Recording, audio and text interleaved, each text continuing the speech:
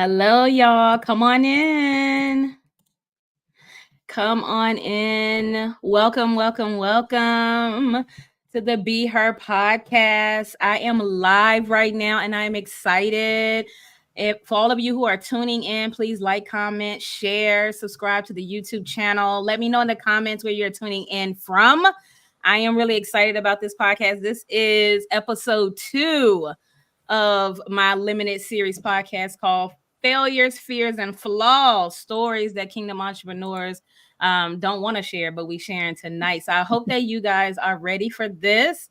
I am excited about this conversation, especially with these ladies. We've had a little time to just chop it up behind the scenes, and I hope that you are going to enjoy what's happening tonight. I see you from Missouri. I see Oregon on the line. Okay. All right.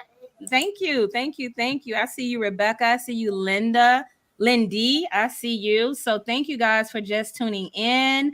I am so excited. I promise you I'm excited. So again, welcome. I'm Quiana J, brand architect, inner healing life coach of Brianna Becoming LLC. And I'm just like so ready for this. I've been a kingdom entrepreneur since 2015, right here based in Richmond, Virginia, USA. And I just like having real, raw, and relevant conversations with women and be able to just help women navigate through life. And so that is my life's goal. That is my mission, my assignment, to just allow women to just learn, heal, and become who they were intended to be for God's purposes. And I do that through my brand as well as through many other hats that I'm sure we're going to talk about tonight. But before we get started, I want to give space to these dynamic women of God that is on the line. They are going to take a few minutes to tell you who they are, where they are from, what their brand is, how long they've been in business, and what they do. And then we're going to jump into some conversation. I see you, Dawn. So yeah, we're going to start with Nadine Lenora. Then we're going to go to Alana, then Chandrea, then Nadine Mullins, in that order. All right. You might got to take yourselves off mute too. Hello, good night, everyone. I am Nadine Lenora. I'm from Brooklyn, New York. New York. Um, my business is called Revive Your Life because I'm helping you to revive your life. I'm a health and fitness specialist with a concentration on diabetes. I help type 2 diabetics reverse their diabetes by way of helping them change their eating habits while incorporating exercise into their everyday lifestyle. Because believe it or not, type 2 diabetes is reversible and it's also preventable. But I also help the busy woman become the healthiest version of herself by making healthy living convenient and flexible through virtual experiences. So you have no excuses whatsoever as to why you're unable to work out or eat healthier, because I do give one-on-one consultations. Yeah.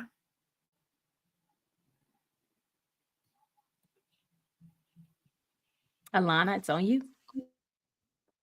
All right. I am Alana Palm. Actually, I have my bachelor in education. So I'm a trained teacher and educator. I've been trained in experiential education, and I'm also a certified trauma professional. And I specialize in helping Christian women release trauma so they can rest in God.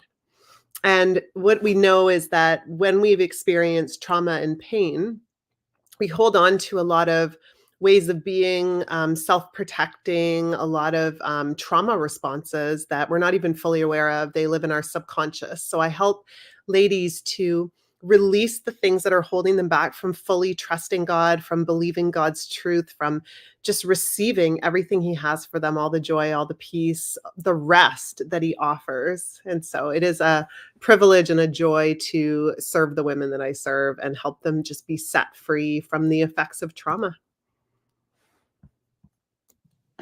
Chandrea. Okay. Hi, I'm Chandrea Black. I live in Memphis, Tennessee, and I am an author of the book God is Real. You Don't Even Have to Wonder. And it's a memoir about me and my son's journey through his illness.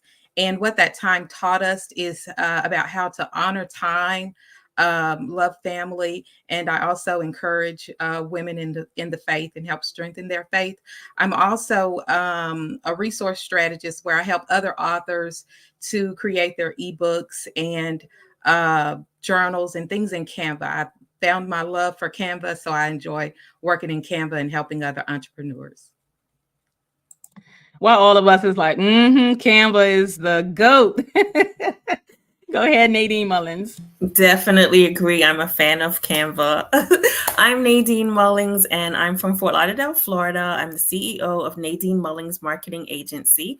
And what we do in the agency is we help women of faith in business who may be struggling to market and promote their business. And we do that 3 specific ways. We teach you how to have a strategy, write the vision, make it plain, write that plan down, take action. That action needs to be spirit-led action. So taking massive spirit-led action. And then also being specific. God has called each one of us to a specific group of people to serve. So making sure we're calling that specific group of people out in the marketplace. So that's the work that I do in the world. It's my passion. It's my joy. What I love to do. I really feel when a woman has a successful business, it's a ripple effect in her family, her community, her country, worldwide. So we need to get more women business owners being successful, and marketing a lot of times is the key to helping you be successful. So spirit-led marketing, especially. So that's really what I help my clients to do. Awesome. I love marketing too. I love branding more than marketing, but I understand how they go together. So don't want to start that conversation. I can talk about that all day long. So I hope you guys are ready. For everyone who is on the line, I see y'all coming in. I threw some of your comments up on the line, and they're like, hi. And I don't even know as a guest, you guys, if you can see the comments, but they are like shouting out your name. And some of you, because you didn't give StreamYard your permission to know your name, all we see is Facebook users. So, but otherwise, I know that all of us is like excited to see you tuning in on tonight. So thank you so much. It is our pleasure to serve you. So the first question, ladies, is let's talk about that one limiting belief that we had to struggle through at the onset or at the launch of our business or our brand. And y'all can just jump in at any time. So what is just that one limiting belief? I'll start just to get it like pumping. But the one limiting belief I think that has that really plagued me at the onset of it is that am I going to fail? And am I good enough? Those two right there, I noticed that they were deeply rooted in rejection and abandonment as a child. And I know that my whole life was kind of born around because of just the emotional disconnect of my parents and different things of that nature and things that I experienced. By the time I hit adulthood and even the more being an entrepreneur, sometimes you think that those things go away or that you can be some other person in your brand. I learned very quickly that any issues that you fail to confront in your personal life will still plague you in your entrepreneur life. And I know that that is kind of one of the things that I've had to navigate through, especially at the launch, because, God leads you into this thing, but you still have in the back of your mind, but what if I fail? What if I'm not, good enough for this? What if they do not subscribe to or even want my product or my service? And, how dare I show up in this way? But it all came from, for me, definitely rejection and abandonment. So I will say how God has led me through that. What year is this? 2024. I would say 2020 is when I absolutely got delivered and healed from rejection and abandonment. And now my story is very different. Like I just show up way more authentically, way more confident, way more just like, you know what, God, if you said it, it's already done. And you have ordained me for such a time as this to do it. And so who am I to bring up my failure, my fear, or my flaws to you when you've ordained this for me before you even created me in my mother's womb? So if God thinks I am good enough for this, that needs to be enough. And so that's kind of how my story has been and what kind of have plagued my life up to that point. So yeah, that's my story. What about you guys? Well, for me, the thing that plagued me was, will people believe me? Our story has a lot of miraculous twists and turns and things that times that we battled with life or death, and how God came in so many times and every time just to help us. But the things that my son said, and I thought maybe people gonna think I'm crazy. Are they really going to believe these things that have happened? But fortunately, there have been many people along our journey that experienced a lot of the things that I experienced. And I also wondered what if anybody would buy the book, you know. Will there anybody purchase this book? Do they really want to hear our story? And little did I know, God had already created the community to purchase the book and for me to have the audience to speak to. And so that was the first thing I battled with. Oh, y'all hear that nugget? She said God already created a community. That is a fact. And when God called you to something, I always think about John the Baptist. How do people know he was out there in that desert, talking something, crying loud and sparing not? God clearly was sending people. He out there in the wilderness. And that is a serious nugget, Chandrea, that could literally teach many people, because some people are like, I need to go to Atlanta to be successful. I need to go here, but nah, you don't need to move. If God has it for you, he's already created a community for you. I love that. Anybody else? Sure, I'll share. I think one of the biggest challenges I had to overcome limiting belief when I first started my business, and to be honest, since we're being real and honest and having honest conversations, I continue to revisit this. So it's not like one and done. It's a journey. I'm continually revisiting self-doubt. So self-doubt about, am I capable? Am I good enough? Will they purchase? Everything is a doubt, right? And so I'm really taking a deep dive into what does it mean and what is doubt? And I'm learning how much it's a sin to be in doubt, and that it's actually the opposite of faith. And I'm all about faith, right? I talk about faith as a part of the work that I do is faith. So to know that I was struggling with doubt, I was like, oh my gosh, how can I have a platform about faith?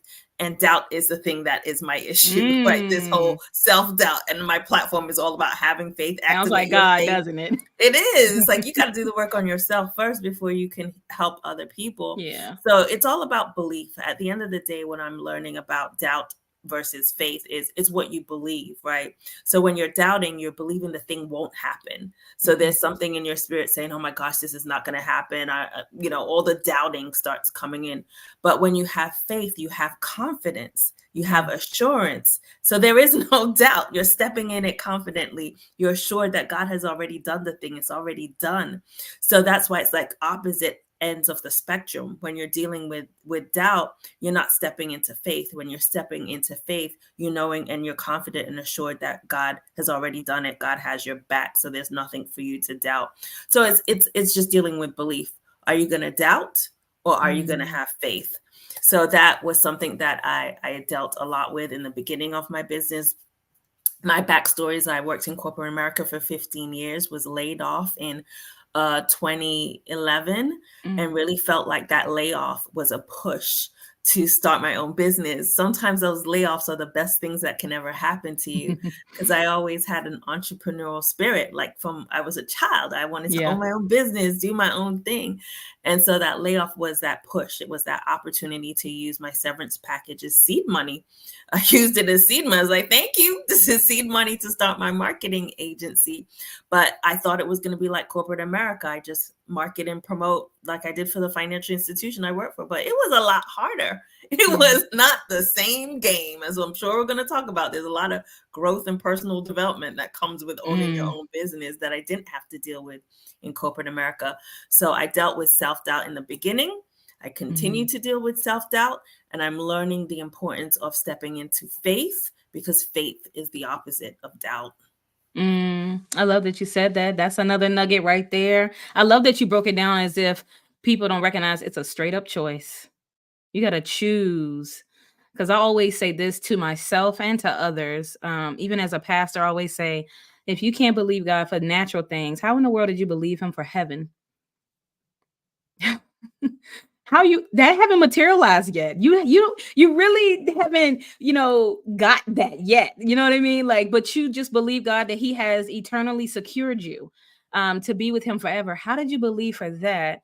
But you can't believe for this, something very natural, something earthly domain. Like, how do we reconcile that in our mind? I think ever since people started thinking about that thing, like, yeah, it's a straight choice. You came to that choice just by revelation alone, that he is the Lord, and you said yes to him, and you said, okay, I'm choosing to be in God, and that he's my Lord and Savior. And so now the way you just made it so very simple, Nadine. It's just, I had to choose that I'm going to believe God, and that he knows bigger than I do, and that if he's calling me to it, I'm equipped for this. So yeah. Anybody else? I was thinking when you asked the question, one thought, one limiting belief, like just one. How do I choose one? We can talk all night about these I felt like I things. was swallowed by limiting beliefs. And I would find that I would be on this roller coaster of, living life in one way. I felt like I had done so much inner healing, and I had renewed my mind, and I was able to take thoughts captive in certain areas of my life. But then being an entrepreneur was like this whole new Mhm. area where I had never really ventured into before. This was like deep waters for me. And I realized all of the things that I'd been doing for so long to renew my mind and rest in God and really stand firm on my identity. God used this new assignment to draw me into deeper intimacy with him and Oh, strengthen my faith even more, so that I could stand in this position as a leader and not be like torn down by, I think when we put ourselves out there, we get a lot yeah. of feedback, and feedback can encourage us, and feedback can also threaten to, put us in the wrong direction with our thoughts, right? And I would sometimes buy into what people thought about me and what they said about me, that Mhm. they didn't know me.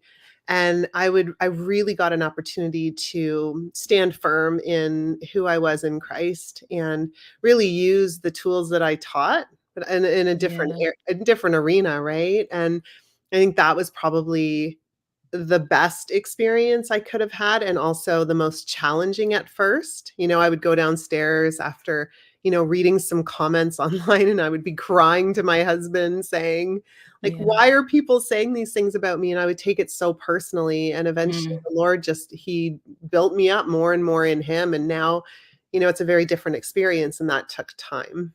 Oh, I love that, because your identity, your identity is everything. Knowing who you are and what you carry is everything.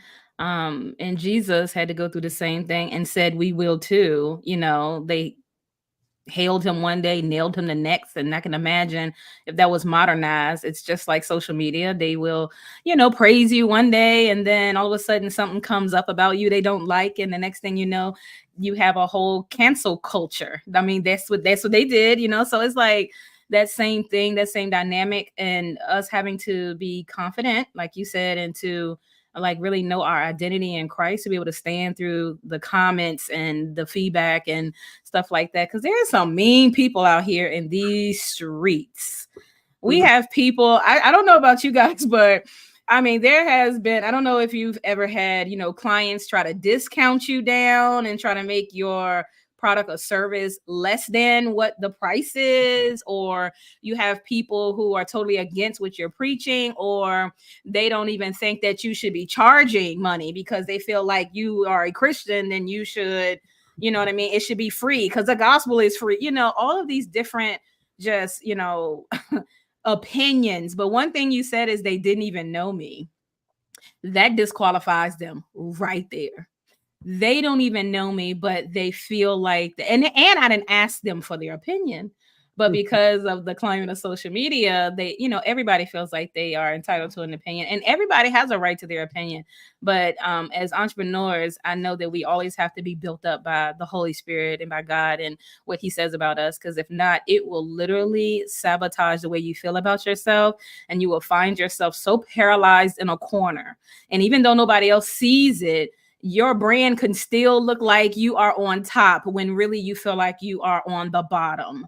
Like it is so we have to always be authentic with ourselves. I know there's been many times I've been paralyzed and I did not launch something because I was still grappling with what other people thought.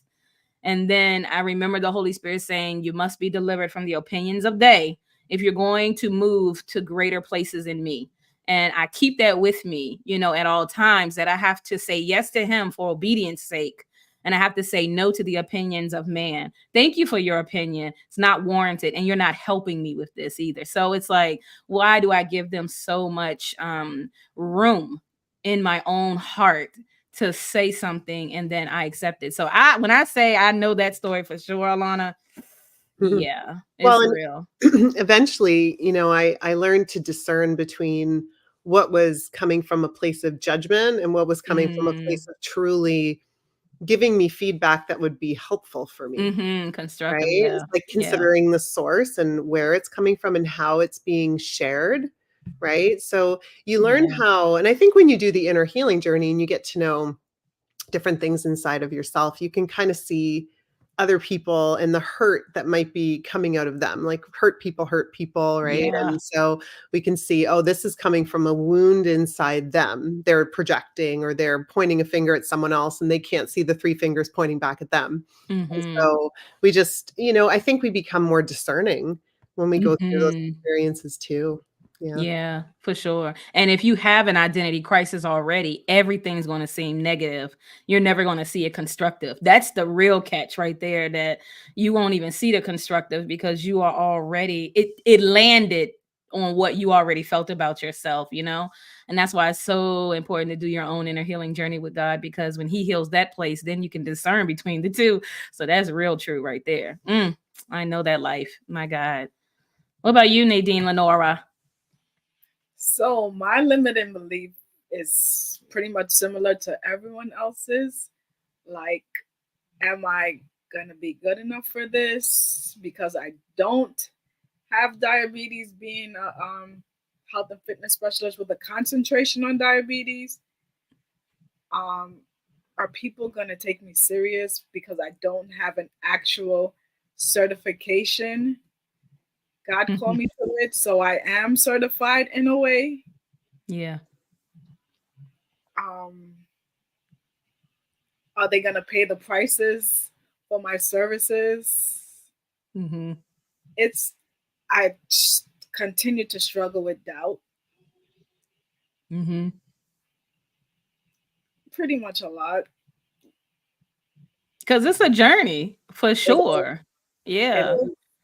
And we're talking about something that we produce behind the scenes with the Lord, and then we're putting it out there for display. That's so much vulnerability that I don't think we recognize. It feels like you're putting your baby on display and saying, will you receive it? Do you accept it? And so it's a very personal journey, whether people admit it or not. It's definitely personal. And so that's why I think there's so much work that we have to do as entrepreneurs behind the scenes. And for those who are actually believers, and we have Jesus on our side, we really have to cast our cares upon him often, because entrepreneurship definitely is a different world, than corporate America, to what Nadine Mullins said, for sure. It's not a different part of you is required to be a business owner or to own products and services and try to serve it. Even if you're an author, like to put your message out there is a moment. I remember when I lost my firstborn son, I wrote a book called Empty Womb, Empty Tomb. And really, I think it was just my heart poured out in a book that, God wanted me to walk through. And, when I put it out, I didn't know that the hospital, was going to pick up some copies and want it in the prenatal unit, like all of these different moments that I'm just looking at God like, I didn't think he was going to go so far, but the whole time he was like, oh, I'm going to make this pain the platform and purpose. So just trust me. I know that this was tragic, but if you don't die here, but you live from this point on, I'm going to use it as I'm going to weaponize you basically against the kingdom of darkness so that you can see the victory that can come out of it, because he turns everything around for our good if we let him. And so I remember in that season, I had to give him permission. So that's why I really relate to even your story, Chandrea, even though it's a different type of, loss, but to be an author even is, it's still a business because you're selling something, and it's still a moment because you gotta, push this product and, really go there. And then I love the fact that you turned it around and say, you know what, not only am I going to just be an author, I'm gonna help other emerging authors. So I just love how God is just operating there too. So yeah. So let's talk about failure then. So let's talk about a time when we felt like a failure, even to the point of tears in our business, and how we overcame it. I will start, I guess. Let me see. A time when I felt like I was a failure. I will say when I had launched, I think I had launched a product. I can't remember which service I had launched, but it was a total flop. It was a total flop. Like, it was like nothing. Even after I have prescribed and did all of the build, all of the marketing, put money into it. Like, I'm talking about, like, I went beyond just a moment of what I would normally do just to release this thing. And there was no return. And I remember being mad at God, like he had did something. And I'm starting to realize that God, how I overcame that, of course, is I've always been a person that will at least try again, but I better have a real good reason why I'm gonna try again. And so I remember just being mad at God about the thing. And I know that God is like, I don't even know why y'all mad at me, because I didn't do nothing. I had nothing to do with it. But how he walked me through it, he was like, never attach your failure to your identity. Right there is where I was like, what? Like, there's a separation, because I had took it personally. To Alana's point, I had took it personally. Like, God, you told me to start this business. I started this business in the hospital on bed rest with my second son. I was like, so God, I'm like all in and, going hard and, giving it way more than even God required at that season, to be honest. And I was just like, I don't understand what happened. And I just remember God just walking me through it, saying, yeah, don't attach failure to your identity, because it doesn't define you as a failure. Usually when something fails, we'll be like, oh, I'm a failure. And God is like, how could you be a failure? I've blessed you beyond measure, and there is a blessing on you. And even though the task may fail, it still doesn't define you. You're still the same. You're still an heir. You're still a daughter of the Most High God. Nothing about that has changed, but we make it seem like we are no longer empowered to succeed. And God is like, no, I bless you and have commanded you to be fruitful and multiply. So by any means necessary, you need to be making strides. And a part of life and a part of process is how you handle failure.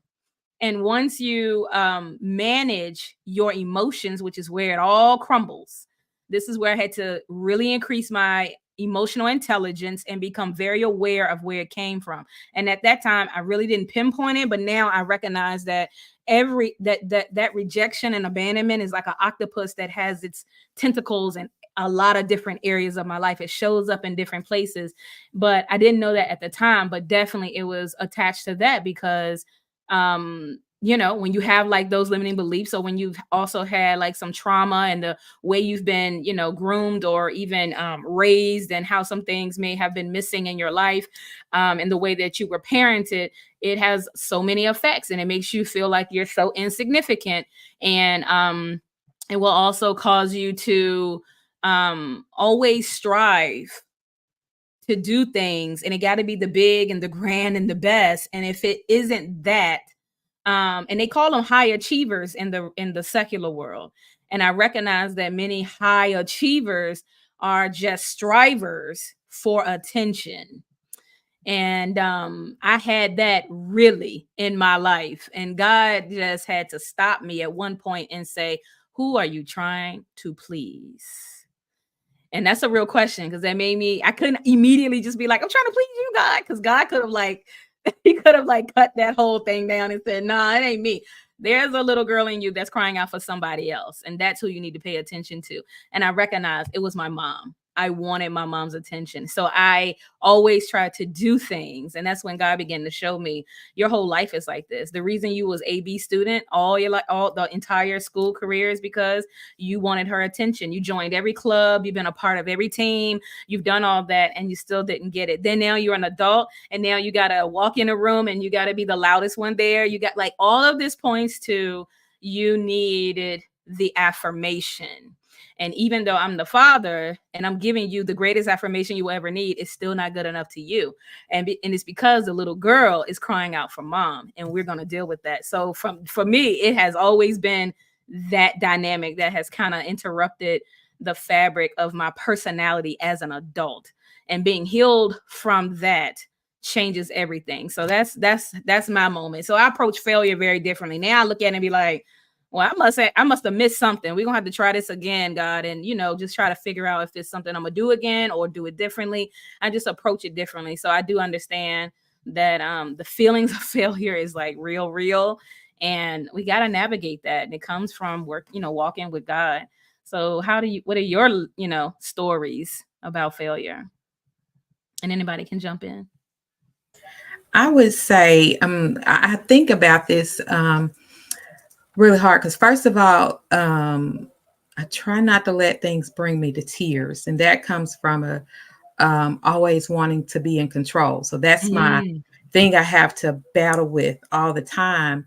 And so I'm the person that's always got everything written down and structured and try to have things in order. So I do I recall two things, but one time here recently, just when I went to Faith Figures back in November, and being in the room with all these people. First of all, this is a conference, you guys. This is a huge conference, and me, who doesn't really go places by herself, I've had to learn how to. God spoke to me and told me I have to do some things by myself.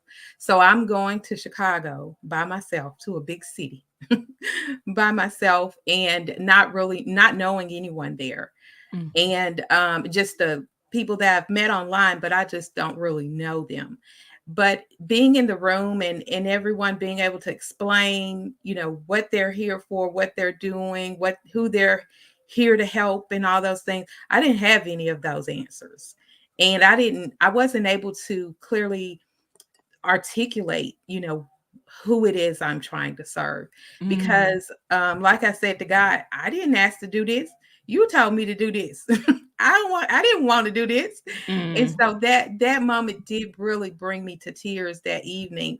But in the morning when I woke up, he said that I was stretching you.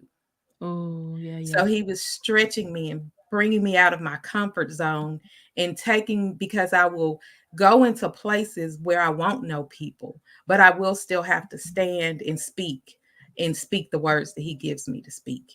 And so he's been stretching me ever since. I wrote the book in 2021, and I'm definitely not a person that stands out and talks to strangers, or walks up to people and tell them, speak to them about the Lord. But he has changed me. He has brought that person out of me that has been there, but that was covered up by the things of the world. And he's and I love her. I love the person that he is showing me and that I'm becoming. And that moment did bring me to tears, because I felt so incapable and wondered, had I spent all this money and did all this for nothing? Was I wasting time and money doing this and wasn't going to get what I needed out of it? But that moment was what I needed from that. Wow. That's anybody else? That whole story almost activated my teaching mantle, but I'm gonna continue. Go ahead, Nadine Lenora. Okay, so one of my failures is when people sign up for like one of my exercise programs, because we meet 3 times a week in the morning while my kids are in school, so I can have like one-on-one time with you. But when they remove themselves from the program because they just don't feel like doing it anymore, like why am I doing this? Why do you have me doing this? And these people aren't putting in the effort to want to better their health. Because at the end of the day, your health really matters. Yeah. There's a lot of people who ask for my help. I give them things to do, ways to eat healthier, and then they're just like, I don't want to do this. Okay, I'm not about to go back and forth with you. I'm not. You want to go ahead and eat crap? You don't want to exercise? You want to pop all these pills that's going to affect you in the long run? Okay. When you're actually ready to take my advice, I'm here for you. So, yeah. And that flows into every last one of our brands. I'm sitting here just thinking about every last one. I know for me, I love branding, Kingdom Women Entrepreneurs. I love the whole comprehensive brand strategy development, developing the website, going through their photo shoot. Like I do the whole 9 from A to Z, right? And I love the whole moment. And actually, it was year before last.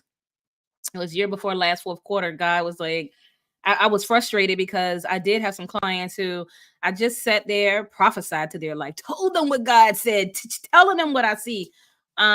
We going through a lot of what I didn't know, which is now inner healing life coaching, doing it in the sessions. We probably talking about strategy, but I'm counseling them at this point.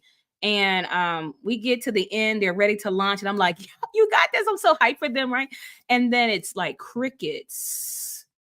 I'm like, wait a minute. So I'm checking in like 3 months, 6 months, like what's going on? And it's like crickets. It's like they can't move forward. And I said, God, I don't understand. We just like they just spend some serious money. We just spend some serious time. What is going on? Because when I get all into a person's brand, and God said, it's because even though you see their potential, they don't see their potential. That kind of broke my heart right there because I was like, so what? They've been showing up in these meetings, like, but they don't know. They're excited. They get the energy of it. But it's like to do it by themselves now is a whole nother dynamic. And that's when God said, oh, I'm going to pivot you to inner healing life coaching. And I was like, I don't want to do no life coaching. And he sent other people to say, you're already doing life coaching. And God says, you're going to put this in your business. And that's how Alana kind of came into play. And while I'm an inner healing coach in her group, like this whole season is when she kind of entered the realm of my life. And so I understand when you be like, God, why am I doing this? Because I didn't have a bunch of why am I doing this questions with the Lord. And of course, his main answer was because I put this on your life. So now my why is I'm not doing it for them. I'm doing it because of him. And he's going to have to deal with the hearts of the people that say they want what I have, but then they leave. And really, because I can even be honest, even in my own health journey, that health thing is serious. And it is such an inner healing journey all by itself. And so even though, you have like all of the methodology and you can see this for the person, you like, if you would just listen, and I like watching, who likes watching, what is the name? My 600-Pound Life with Dr. Now. I think it's Dr. Now. He is a hot mess in the way that he deals with, the clients who are coming for bariatric surgery, because he's telling them, listen, you need to go ahead and start losing weight now. Let me see what you can do now, because now you want this surgery, but I want to know, can you actually get into this lifestyle that is going to require? And, he sometimes he be chopping them right at the knees, and be telling them about themselves.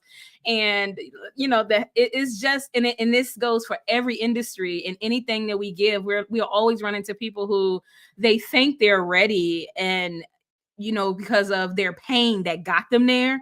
But the sustainment is so personal, and it is so attached to where they currently are and how they think of themselves.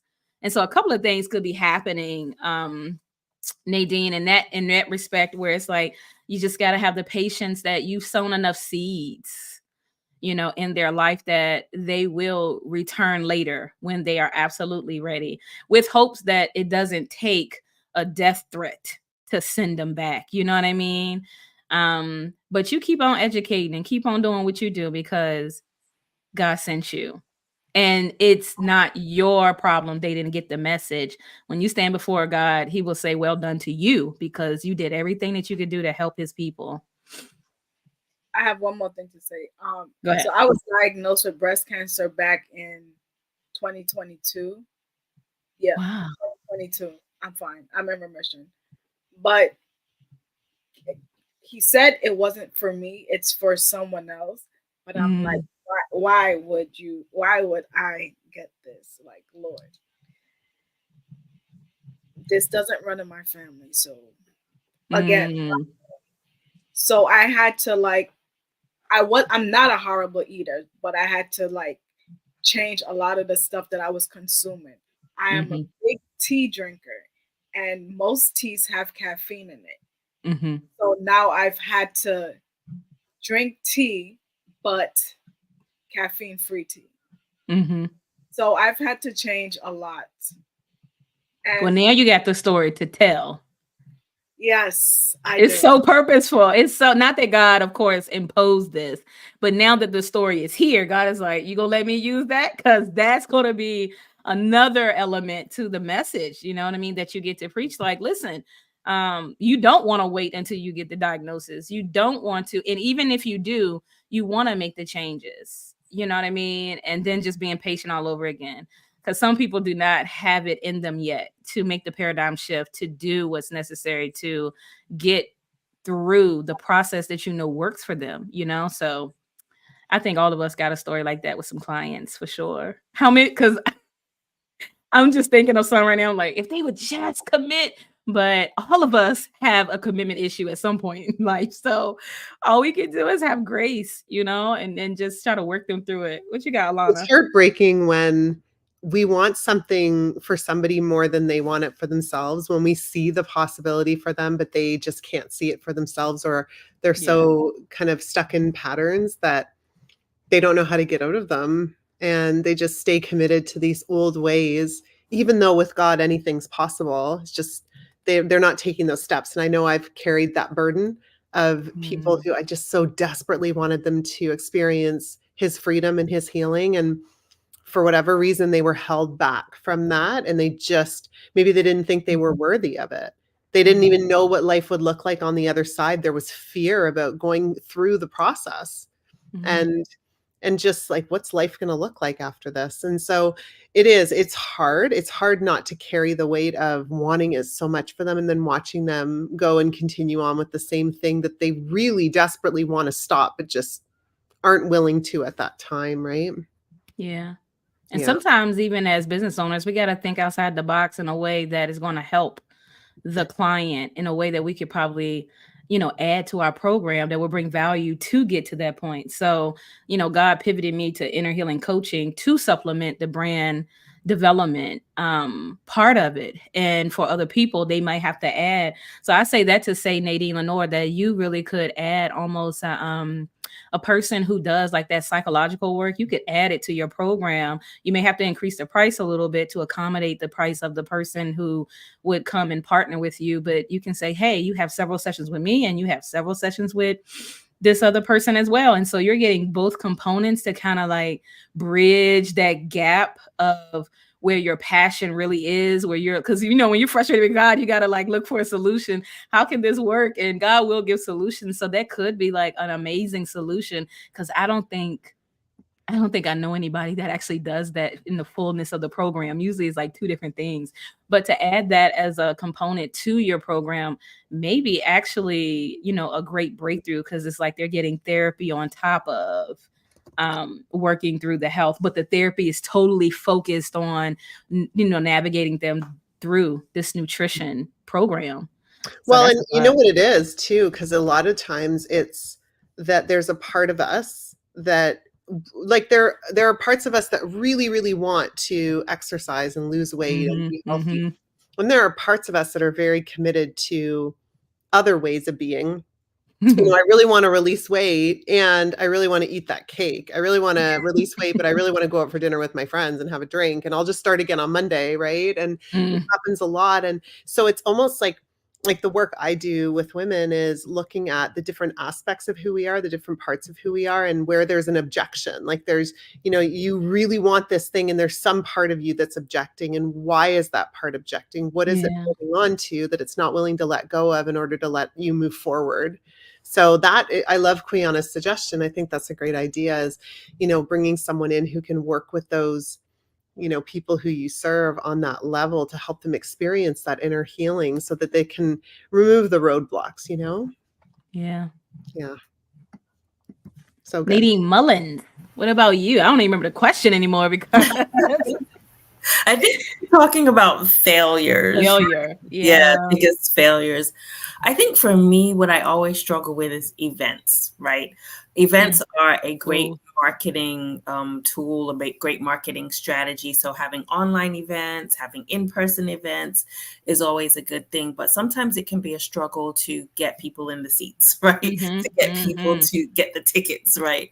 So for me, I think, some of my biggest failures in my eyes was not being able to get the amount of people that I desired into those events, whether it was a virtual event or an in-person event. You may have like this number, like, oh, I want 50 people. And it could be programs too. It could be our programs. Oh, I want 50 people in this. I want 100 people in this. And then we're like way short of that number. I'm like, oh, what happened? This is such a big failure and a disappointment. Oh. I think the biggest thing I struggle with is the disappointment of it all. It was almost like would stop me in my tracks. I was so disappointed, because you put your heart and soul into the work and the event and everything that you want people to get from it. And then when only few people show up, you just get so disappointed, or I got so disappointed. But I learned to look at disappointment differently. I realized that a part of this journey as entrepreneurs and business owners is disappointment, is failure. So embrace it. It's like, yay, here comes another disappointment. Yay, here comes another failure, because it's a part of the journey. And the key is to learn the lessons from it. Okay, how can I make it differently? What can I change this time? What copy can I change? What is God trying to teach me? Maybe there's something internally that He wants me to work on. So really reflecting after every event and saying, okay, God, this didn't work or that didn't work. What are you trying to teach me? How am I supposed to grow from this?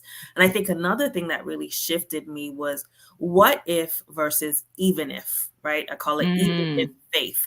So a lot of times, like, what if people don't show up? What if it doesn't go right? All these what ifs. I struggled with that a lot.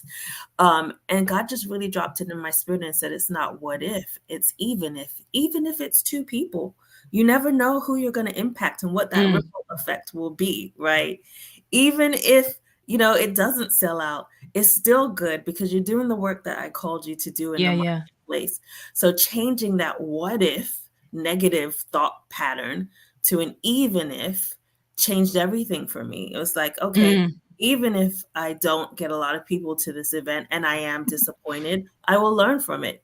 Even if, right, it doesn't go the way that I think, because sometimes, I can be a perfectionist and want things to be perfect. Then I see an error on the flyer or an error on the page and I'm like, that's me. Yeah.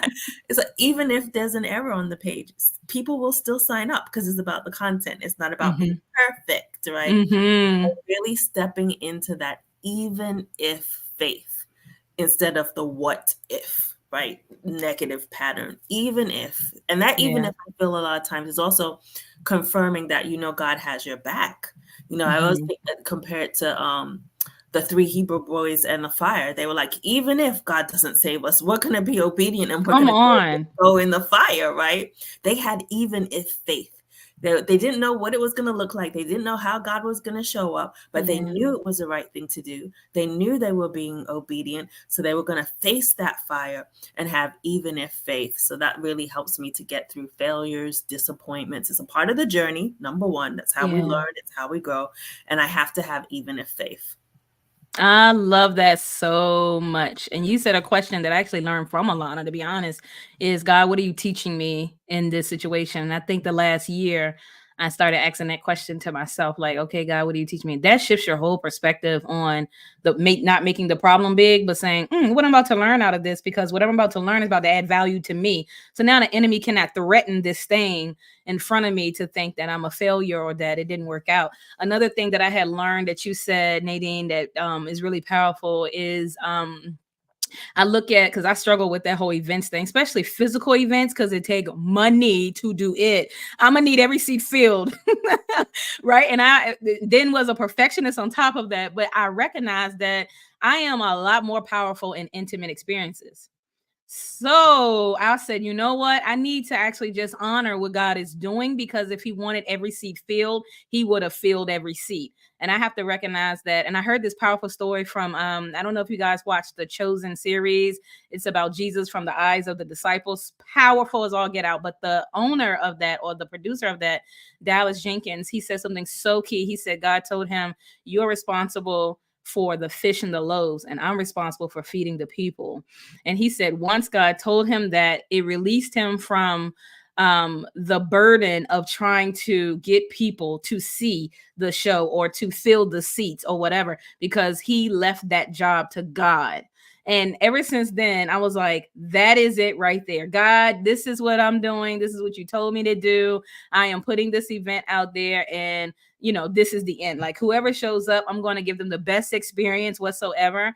The other thought that I had is, the devil always try to come for you and be like, well, what if, like you said, like, what if nobody comes, or what if? And my response now, as of last year or a year and a half now, is we about to find out, aren't we? Because I can't have you continue paralyzing me, or I'm not going to be able to say yes to God. So I got to have a different response. So every time that moment comes, it's like, well, what if? It's like, but we about to find out, because I need to do it in order to see if it's true. Otherwise, I've succumbed to your lie before it even had a chance to be what it needs to be in my life. And so the mere fact that you are standing at the door is a sign that must be something on the other side. So I look at it differently now, which is the whole moment of, God, what are you teaching me here? And that narrative right there has changed the game for me, because now it's like, I'm not in that fear of failure moment anymore. I'm able to just shift. Now, I ain't saying the thoughts don't come. You can be straight up delivered from rejection, abandonment, and still be plagued with thoughts, because you can't control, as they say, you can't control the birds flying over your head, but you do control if they build a nest in your head. So I can't control the narratives that will come into my head, but I do control if they will actually establish a whole house and become a whole place that drives my life. I do control that, but the thoughts are going to come, and they're going to come from various sources. And yes, you should acknowledge them and explore where they're coming from. But even the more, you need to make sure that you know the word of God to come against it, and to have make a choice and have a stand, because otherwise the devil will always play you, and you will not get far in life without it. You know what I mean? So the word of God is like so true. So I just love what you said, Nadine, about that, because that's real right there. So we got a couple more minutes. I do want to talk about like how we manage all these hats. So I just want you to go around and just talk about how if you're a mother, a wife, then your business owner, like what are the hats you wear, and then how do you manage it? And yeah, I'm gonna let y'all have this floor. Go ahead. I'll start off with managing the hats in your business. So I'm not going to talk about roles that we play outside of our business, because a lot of times when we start businesses, we're solopreneurs, and we're the accountant, we're the marketing person, we're the operations, we're all the things in the business, right? And we usually don't have the skill set for all the things. But initially, just because of finances, you have to be all the things. You can't hire all those people immediately when you start your business. Yeah. So I think when it comes to managing the hats within your business, it's about taking baby steps. Like, what can I do right now to be supported, and who can support me?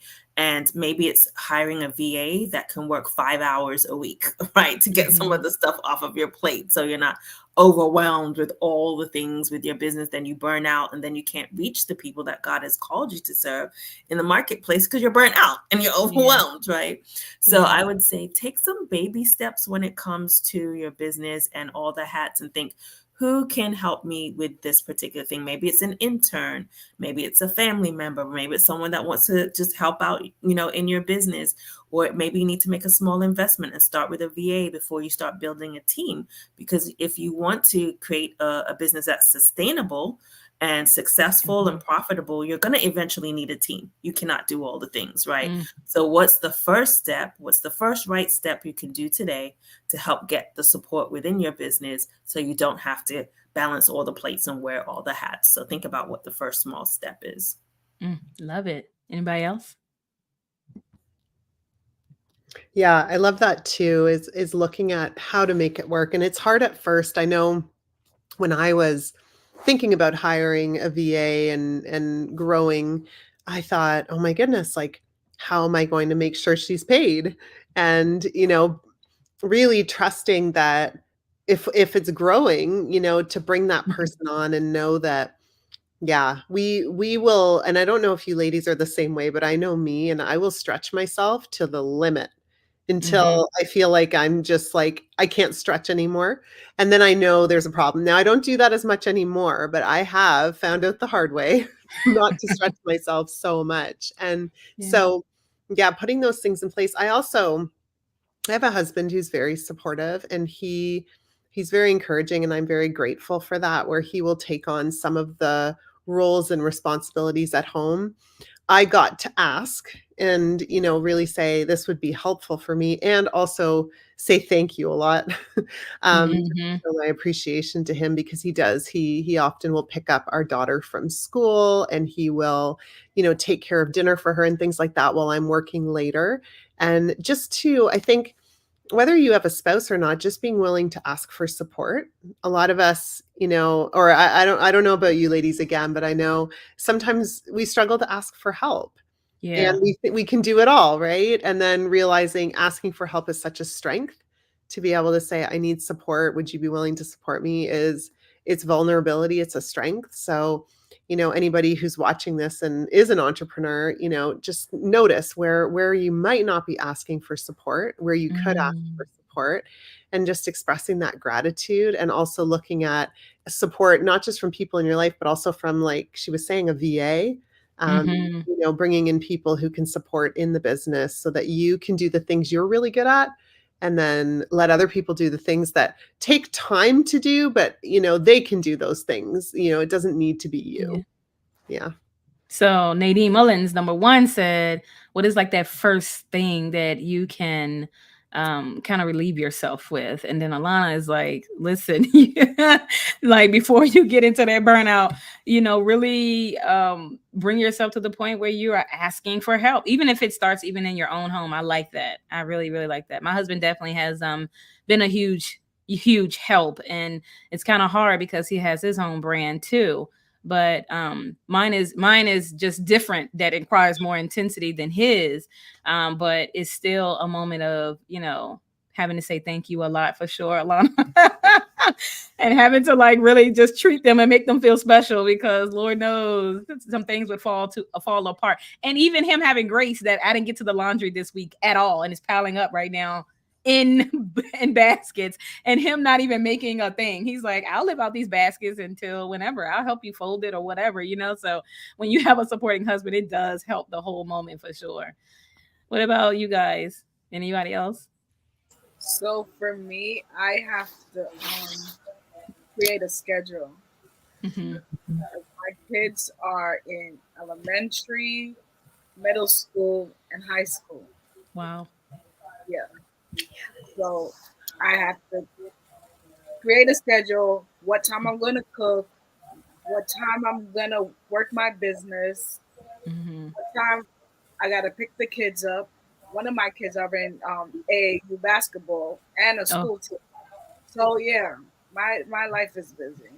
So yeah. creating a schedule for me is what I really have to do. Create a schedule. Is there a tool that you use, or you're like old fashioned So I writing it just out? use the calendar in my iPhone. Hmm. That's That's me. I live off that thing. It's a family calendar. Even when I have clients book, it goes to that family calendar automatically. I had to stream everything. 'Cause my husband would try to plan a date, and I'm like, I got a client call or whatever. So I was like, we have to have like one seamless calendar. So I've had to definitely integrate and live by that calendar. And I work a 9 to 5. Thank Okay. God I work from home, and it's remote and it's not as intense, but it's still a thing. If I have meetings with them, it has to go to that calendar. So I know what my life is looking like. So yeah, I like that. That's huge. Chandrea. Yeah. Yeah, things for me are still small and manageable. I try to I just try to create boundaries. There is Mhm. I have one day a week that is my day. Mhm. Everybody knows that now. It took some time for them to get acclimated to it, but everybody understands that Thursday is my day Mhm. to do Mhm. whatever it is that I need to do. And like the other lady said, my biggest struggle is just focusing and staying on one thing. And Yeah. so I try to continue to work on one thing at a time and not try to work on all the things all at once, because I get so many ideas. But I have a board on my wall where I write the ideas down, and then I just tackle the things that I can do now. Yeah. And if there's something that's connected to that I can do at the same time or simultaneously, then I will do it. But I really try to stay focused on one thing that I'm working on for the month, and continue to move forward. I like that. Yeah. You got to build boundaries in this realm, because a lot of people, they look at the glamour of entrepreneurship and oh, I get to just own my own business, but you don't recognize that you're the one who got to push that income out and by working. And sometimes you're working way more hours than you did with the 9 to 5. So, you know what I mean? It has its, of course its pros, but there are some cons that come along with it, as well. And building boundaries is like a serious key to it. Otherwise, you will just straight up burn out. I know for me, not only is it my calendar, but I have an iPhone. It's also that to-do list, that reminders list. I use that a lot. I used to use like a tool like, Trello and Asana, Monday. I've tried all of those, and they're good in their own right. But I'm always looking like, do I have to pay for this? Like, I'm always, it ain't that I ain't got it. It's I don't want to pay it. So I will try to like use the freest tools of everything. And so I recognize that iPhone got this free app that come with the phone. I'm gonna use this and see how it works. And I had to schedule in order for me to, really navigate my life, especially since I had to look at all parts of my own personal life to be able to serve at a greater capacity. And one of them was my health.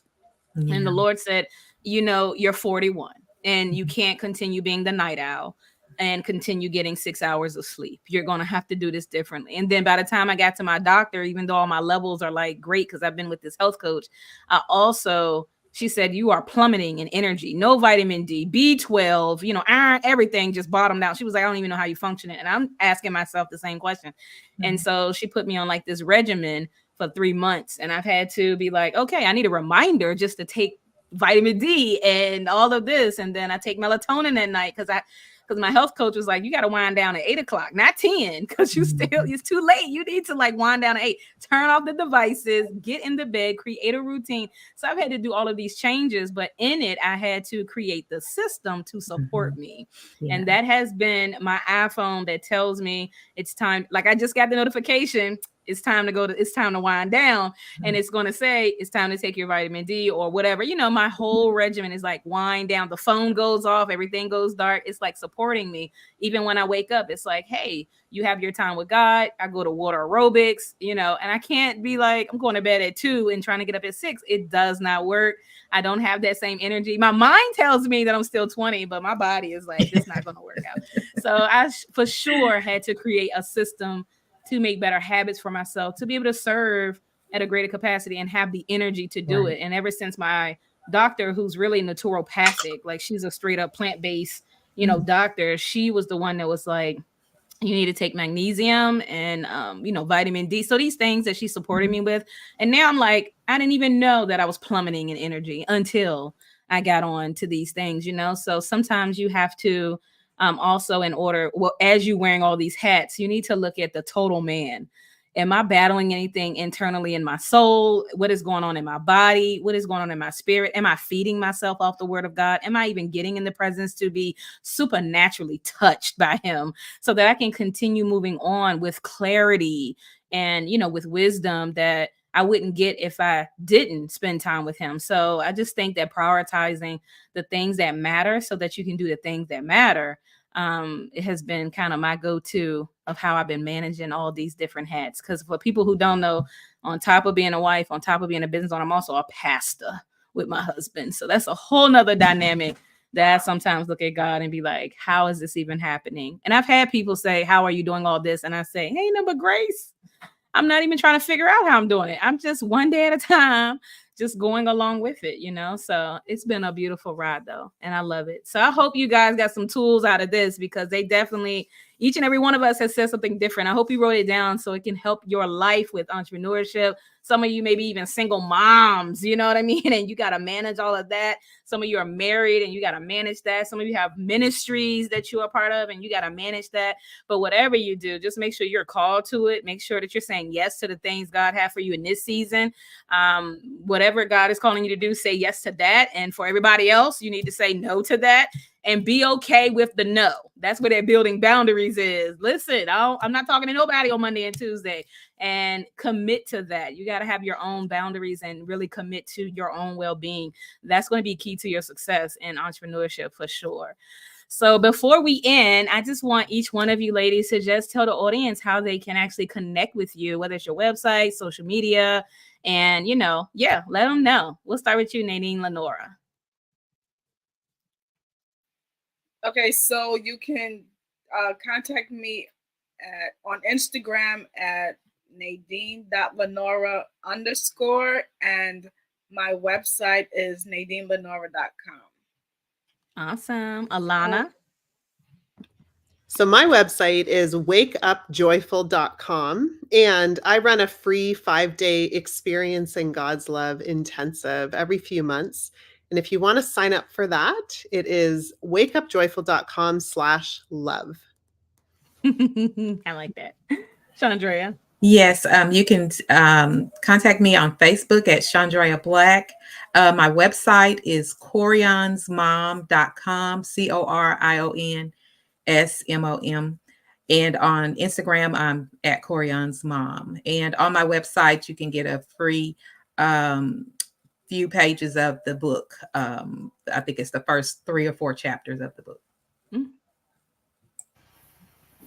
And people can reach me on my website at nadinemullings.com. And I'm also on LinkedIn. So definitely reach out to me on LinkedIn. Let me know that you heard the podcast and we can connect there. Also on Instagram at I am Nadine Mullings, and Facebook. I have a Facebook group, Women Faith Plus Business, and then also a Facebook business page, Nadine Mullings. Awesome. Yes. And of course, you can contact me at quianaj.com and on Instagram, YouTube, and Facebook at Quiana J Speaks. It is our pleasure to do this. I hope you guys enjoyed this because I definitely just wanted you to see the behind the scenes, the inside scoop on what it really means to be in business, to be an entrepreneur, even the more to be a kingdom entrepreneur and what that actually means and how it is walked out. And that, yes, we also experience fears and we have failures, we got flaws, and we still got to navigate in our destinies with the Lord. And it is very possible to do it as long as you're walking with him. And it can come with great things. It also will come with trouble. But as long as you have the Lord, you have everything. He is enough for you, and that you will be able to be a success. And this is one of my favorite scriptures that I love to use. It's Isaiah 48:17. And it says, I am the Lord your God, your Redeemer, who teaches you how to profit. It is the Lord's business to teach you how to profit. Don't ever forget it. It freed me. It let me know that God was in my business, that he was a part of my business, and that it is his prerogative that I profit. And so every time failure would try to speak against it, I will always combat and say, nah, it's the Lord's will for me to profit. So what can I profit even in failure? What can I profit even in flaws? What can I profit even in my fears? There is always a lesson to be learned. So I hope that you guys enjoyed this. Again, this is episode 2 of this limited series of the Be Her podcast. And I only have 3 more episodes left. So make sure you tune in for those as we roll them out. But thank you so much for joining us and letting us be able to serve you with these divine nuggets. Thank you, ladies, for joining me on here. It is such a privilege. Cannot wait to connect in the future.